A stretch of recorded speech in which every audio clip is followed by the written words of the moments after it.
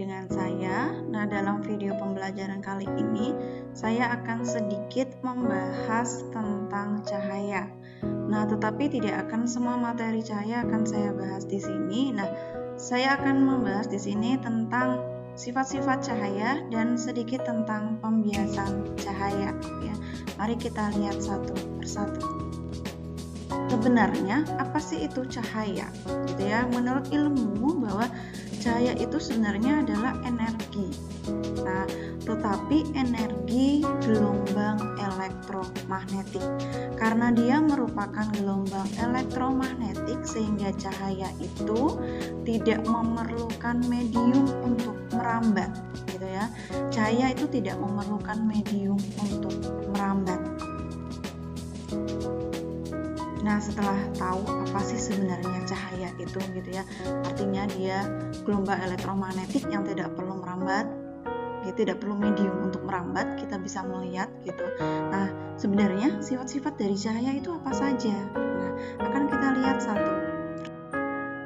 Ternyata ini sebenarnya sudah dipelajari gitu ya, sudah kamu ingat ketika di sekolah dasar gitu ya, mungkin tidak terlalu detail tapi pasti pernah mempelajari dan pasti masih ingat gitu ya. Sebenarnya apa sih sifat cahaya gitu ya? Yang pertama bahwa cahaya itu merambat lurus. Kemudian sifat cahaya yang kedua bahwa cahaya itu menembus benda bening. Sedangkan sifat cahaya yang ketiga adalah cahaya dapat dipantulkan. Sifat yang keempat bahwa cahaya itu dibiaskan. Dan yang terakhir bahwa cahaya itu sebenarnya diuraikan. Tidak hanya cahaya yang kita lihat berwarna putih itu ternyata sebenarnya tidak punya berwarna putih. Nah, bagaimana sifat-sifat cahaya itu? Mari kita lihat satu persatu. Nah, sekarang kita lihat sifat cahaya yang pertama. Bahwa tadi dikatakan cahaya merambat lurus. Ya. Ini contoh gitu ya, ada contoh orang memegang senter. Ini cahaya yang diberikan, kita bisa tahu bahwa ini lurus ya, tidak bengkok-bengkok, tidak zigzag atau tidak apapun gitu ya, ini lurus. Sehingga sifat-sifat cahaya yang seperti ini dimanfaatkan oleh manusia gitu kan, dimanfaatkan oleh manusia untuk contoh untuk pembuatan lampu senter dan lampu sorot kendaraan bermotor. Ternyata ini menguntungkan bagi manusia gitu kan, ternyata ini menguntungkan sehingga mereka memanfaatkan sifat cahaya yang seperti ini. Kemudian sifat cahaya yang kedua adalah cahaya menembus benda bening. Nah, benda bening itu adalah benda yang tidak berwarna gitu ya, benda yang tidak berwarna, artinya bahwa benda ini bisa ditembus oleh cahaya. Salah satu contoh benda bening yang sangat sering kita lihat adalah kaca gitu ya, kaca jendela rumah gitu ya, mungkin kaca mobil dan sebagainya. Artinya bahwa ketika benda ini bening, kaca itu tidak cahaya itu tidak dipantulkan, tetapi cahaya itu diteruskan gitu ya, atau menembus. Contoh, pagi hari ada sinar matahari gitu ya, kamu punya rumah, kemudian dia ada kaca jendelanya, nah kamu bisa melihat cahaya itu masuk ke dalam rumahmu gitu ya. Ini contoh ya, ini contoh bahwa cahaya menembus benda bening, yang ditembus adalah kaca jendelanya gitu kan. Nah, maka dikatakan bahwa ada benda gelap, ada benda bening. Kalau benda bening itu adalah benda yang bisa ditembusi cahaya. Sedangkan kalau benda gelap itu benda yang tidak bisa ditembus cahaya. Nah, ini nanti berkaitan dengan sifat cahaya yang berikutnya. Nah, penerapan untuk bahwa sifat cahaya itu menembus benda bening itu biasanya dilakukan eksperimen dengan menggunakan loop. Jadi kan, loop kemudian dikenakan sinar matahari, kemudian di bawahnya kita misalnya letakkan kertas kering atau daun kering. Lama-kelamaan bahwa daun kering ini bisa terbakar oleh sinar matahari. Itu yang membuktikan bahwa cahaya itu menembus benda bening. Loop ini ada termasuk benda bening gitu ya. Sekarang masuk ke sifat yang berikutnya. Sifat cahaya berikutnya adalah dapat dipantulkan. Kalau tadi benda bening cahayanya diteruskan, sekarang kapan cahaya itu dipantulkan? Cahaya itu dipantulkan ketika cahaya itu mengenai benda gelap. Benda gelap itu seperti apa? Di sini misalnya kayu, tembok, besi, gitu kan, dan sebagainya yang tidak bisa ditembus oleh cahaya. Itu namanya benda gelap. Makanya ketika cahaya itu tidak bisa ditembus, benda itu tidak bisa ditembus, maka cahaya itu dipantulkan. Berdasarkan bendanya, ternyata pemantulan itu ada dua macam. Ada pemantulan teratur, ada pemantulan baur atau pemantulan difus. Apa itu pemantulan teratur, apa itu pemantulan baur? Kita bisa lihat dari permukaan benda yang dikenai cahaya, gitu ya. Ini contoh, permukaan pada pemantulan teratur licin, rata, mengkilap, gitu kan, halus, gitu kan, tanpa ada serat apapun.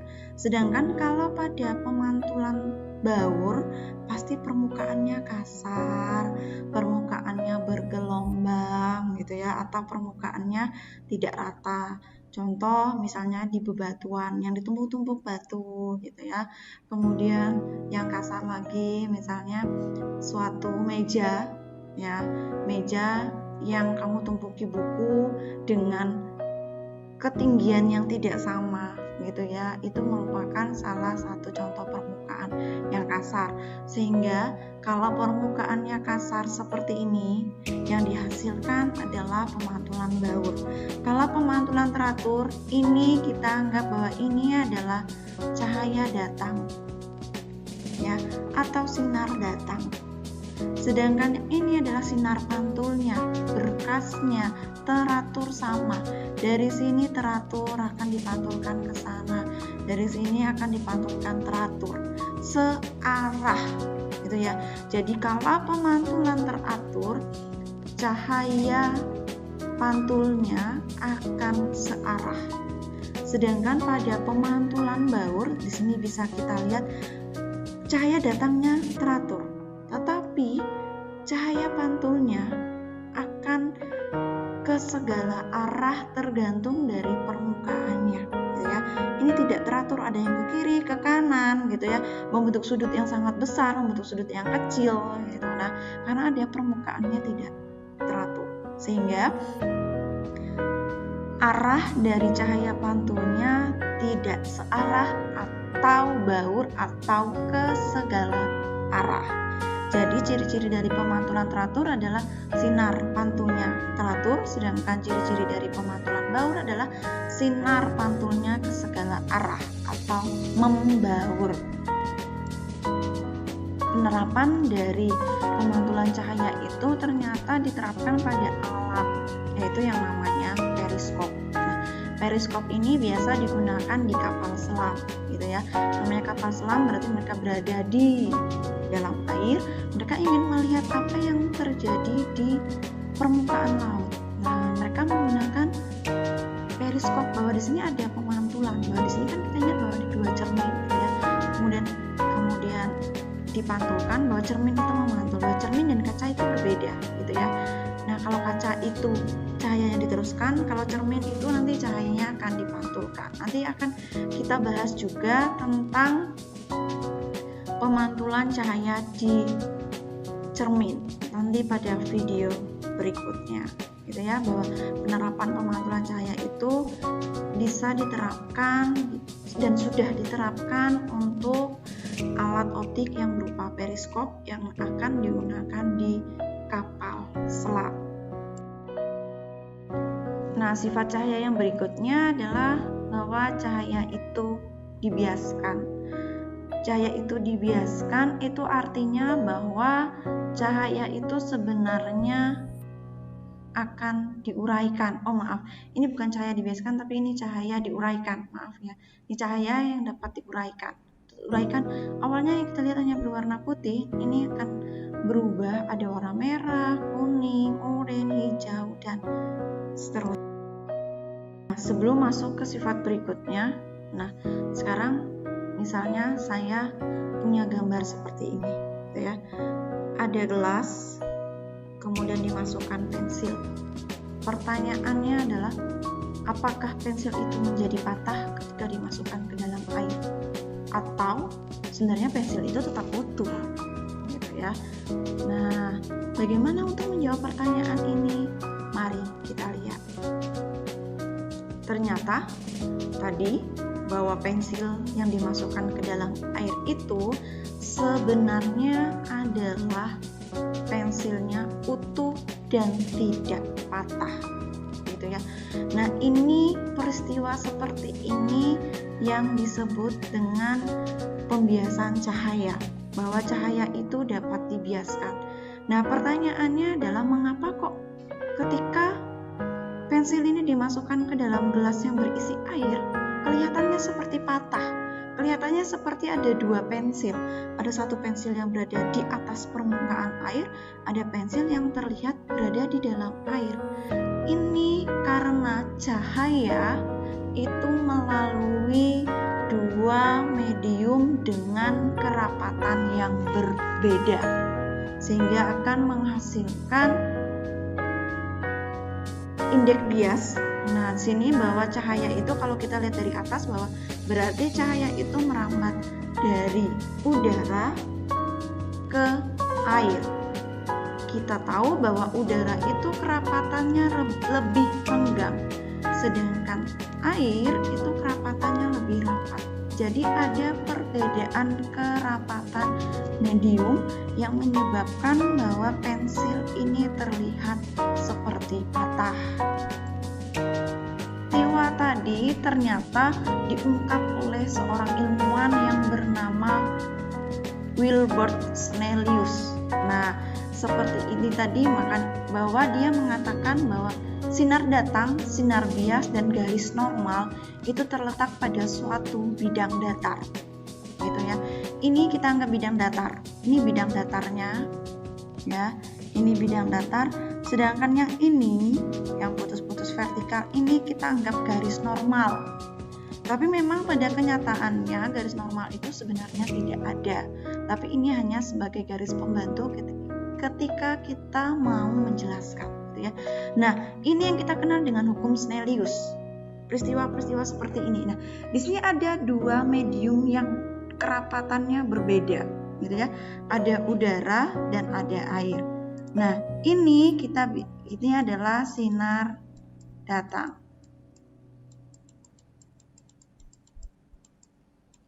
Nah, ini sinar yang diteruskan.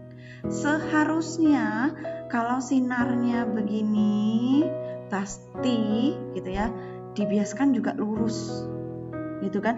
Tapi kenyataannya tidak seperti itu, gitu ya. Karena ada perbedaan kerapatan antara udara dan air, sehingga ini sinarnya berbeda, gitu ya, tidak selurus. Kemudian bagaimana jika sinar datangnya itu dari kerapatan yang lebih rapat? Nah, kerapatan yang lebih rapat bagaimana dengan hasil dari sinar yang dibiaskan tersebut? Bagaimana untuk mengingatnya? Kalau sinar datang itu, sinar datangnya dari renggang ke rapat, pasti sinar biasnya itu merapat ke garis normal. Kalau sinarnya datang dari rapat ke renggang, pasti sinar biasnya itu merenggang atau menjauh dari garis normal. Ini kita anggap garis normal, gitu ya. Nah, atau N, kita sebut N. Ini bidangnya. Nah, ini bidangnya. Berarti ini ada N. Nah, ini bidangnya. Sehingga ini karena dari udara itu renggang ke air yang rapat. Ini sinar biasnya.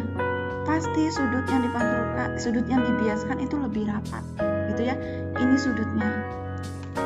Berarti ini misalnya kita anggap theta I.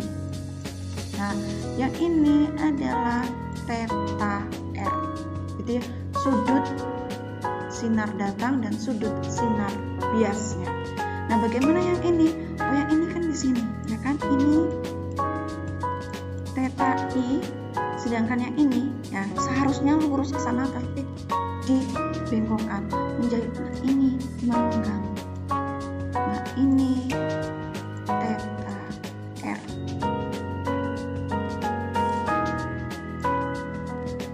Nah, di sini juga bisa kita lihat bagaimana sih proses terjadinya, gitu ya.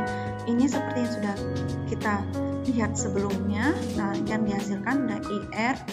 Nah, kita lihat ini yang namanya sudut, gitu ya, sudut bias, sudut sinar datang, sudut sinar bias. Sehingga, nah, kecepatan cahaya dalam manifold itu ternyata bisa dihitung. Nah, ternyata berapa sih indeks biasnya, gitu ya. Indeks biasnya berarti tergantung, berarti N sama dengan C per Cm. Artinya adalah C itu kecepatan cahaya. Kecepatan cahaya itu besarnya selalu sama, 3 kali 10 pangkat 8 meter per second. Sedangkan Cm ini adalah kecepatan cahaya di dalam suatu medium. Nah, arti mengapa harus ada variabel M kecil di sini? Artinya bahwa kecepatan cahaya jika di medium yang berbeda, kecepatan cahayanya juga pasti akan berbeda, sehingga akan menghasilkan indeks bias yang berbeda. Apa sih indeks bias, gitu ya? Indeks bias itu adalah perbandingan, ya. Jadi indeks bias itu adalah perbandingan antara kecepatan cahaya di ruang hampa. Di ruang hampa itu berarti udara, gitu ya, di udara dengan kecepatan cahaya di medium tersebut. Misalnya di mediumnya air, gitu ya. Nah, ini ilustrasinya. Ya. Dibiaskan dari udara ke air. Kita tahu bahwa kerapatan udara itu sangat renggang, sedangkan kerapatan di air itu rapat, sehingga indeks biasnya, gitu ya. Indeks bias nih, bidang datarnya ini garis normal. Indeks bias air lebih besar dari udara. Indeks bias air itu lebih besar dari udara. Ini berarti kerapatan airnya itu juga besar. Nah, kerapatan airnya juga besar. Bagaimana dengan cahaya yang dibiaskan dari air ke udara? Nah, berarti indeks biasnya ini lebih kecil daripada indeks bias airnya. Ya kan? Indeks bias udara lebih kecil dari air. Berarti kerapatan udara juga lebih kecil. Akibatnya, arah belok cahaya ketika melewati udara juga kecil. Sehingga cahaya yang akan dibiaskan menjauhi garis normal. Ya, ini tentang pembiasan cahaya.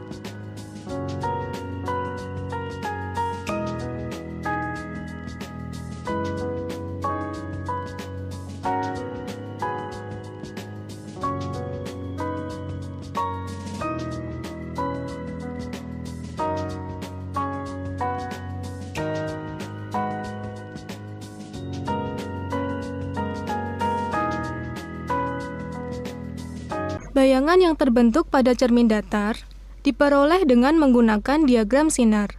Sinar datang yang mengenai permukaan cermin akan dipantulkan dengan besar sudut pantul sama dengan besar sudut datang.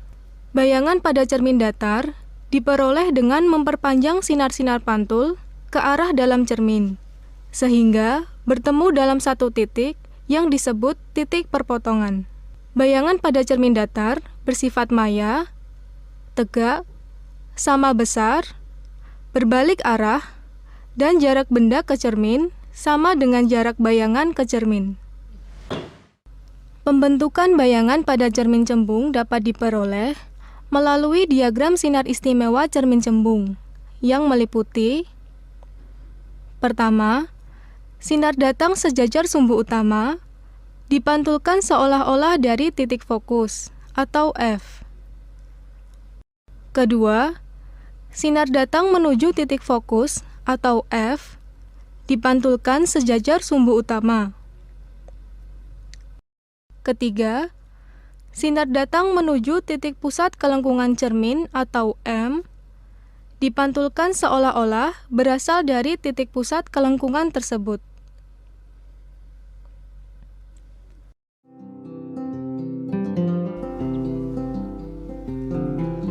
Pembentukan bayangan pada cermin cembung diperoleh dari pertemuan sekurang-kurangnya dua sinar istimewa. Bila benda diletakkan di sembarang tempat di depan cermin cembung, akan membentuk bayangan bersifat maya, tegak, diperkecil. Pembentukan bayangan pada cermin cekung dapat diperoleh melalui diagram sinar istimewa cermin cekung yang meliputi: pertama, sinar datang sejajar sumbu utama akan dipantulkan melalui titik fokus. Kedua, sinar datang melalui titik fokus akan dipantulkan sejajar sumbu utama. Ketiga, sinar datang melalui titik pusat kelengkungan cermin akan dipantulkan kembali melalui titik pusat kelengkungan cermin. Pembentukan bayangan pada cermin cekung diperoleh dari pertemuan sekurang-kurangnya dua sinar istimewa. Jika benda diletakkan di belakang titik M di depan cermin cekung, akan terbentuk bayangan nyata, terbalik, diperkecil pada bidang antara titik F dan M. Jika benda diletakkan tepat pada titik M di depan cermin cekung, akan terbentuk bayangan nyata, terbalik, sama besar pada titik aktif M. Jika benda diletakkan di antara titik F dan M di depan cermin cekung, akan terbentuk bayangan nyata, terbalik, diperbesar pada bidang di belakang titik M. Jika benda diletakkan tepat pada titik F di depan cermin cekung, akan terbentuk bayangan yang letaknya tak hingga.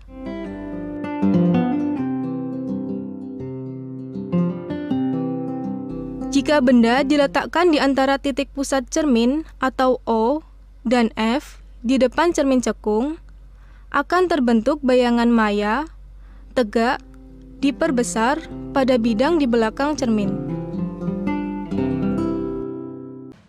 Cahaya yang datang pada cermin datar akan dipantulkan dengan besar sudut datang sama dengan sudut pantul.